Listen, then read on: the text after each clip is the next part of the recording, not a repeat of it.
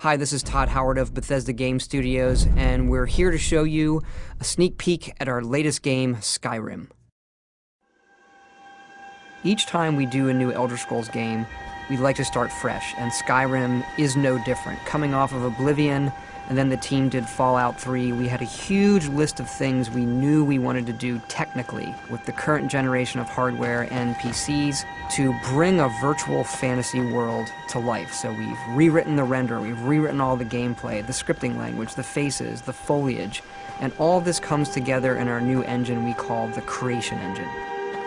So we're interested in all the little details like this plant here, the medium details of these logs and trees, and all the way up to distant mountains. And if you've played our previous stuff, you know that mountain is not just a backdrop. You can walk all the way to the top of that mountain.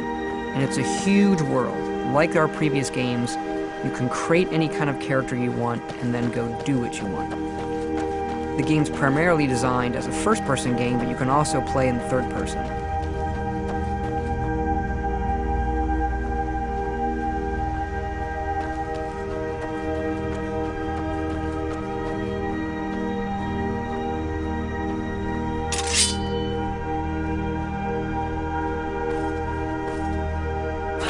Our big motto for Skyrim is, you are who you play.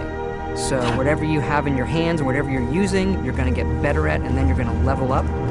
The right trigger does your right hand, and the left trigger does your left hand.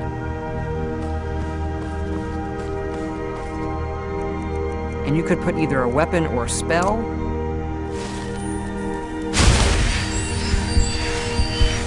You can also dual-wield spells. What's really cool here is, if you put the same spell in both hands and pull both triggers, you can get a bigger, more powerful version of that spell. Up here we have standing stones. There are 13 of these throughout Skyrim's landscape, and they give you special abilities, but you can only have one of these active at a time.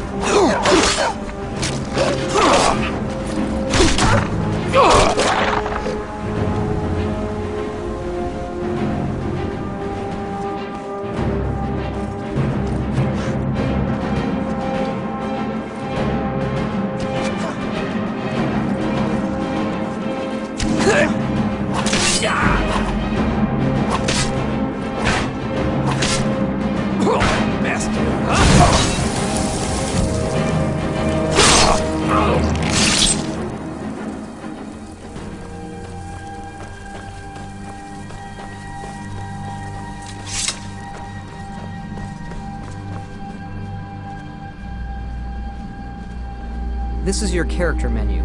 Here you can see all your items, not just what they do stat-wise, but also what they look like. Each of the thousands of objects you can find can be zoomed in, rotated, and looked at in high detail.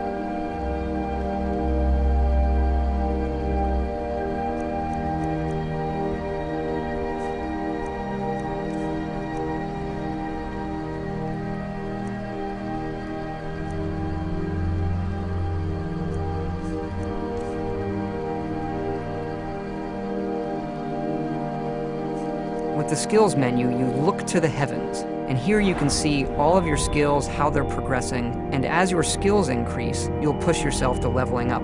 The higher the skill, the more it affects your level progress. And when you level up, you get to pick a perk. Each of these skills has its own perk tree.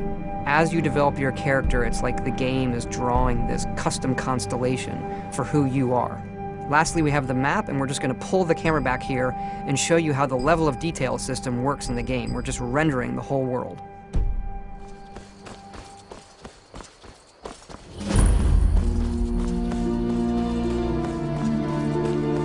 dragon! I saw a dragon! What? What is it now, Mother? You keep on like this, you'll tell them I got better. Ain't every day we get visitors in Riverwood. Gerda's family first settled here as woodcutters a few generations ago. She and Hod run the mill. I make a decent living sharpening axes and fixing the sawmill.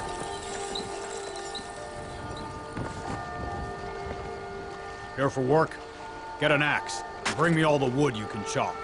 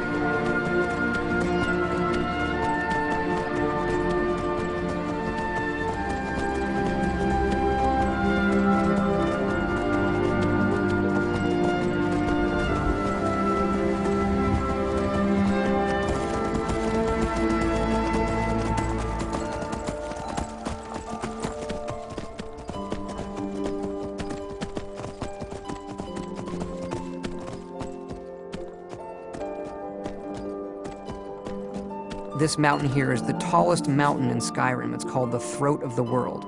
It is home to the Greybeards, who are masters of the voice. The voice is the ability to use the language of dragons and form these magical shouts. And this is a power that you will learn throughout Skyrim's main quest.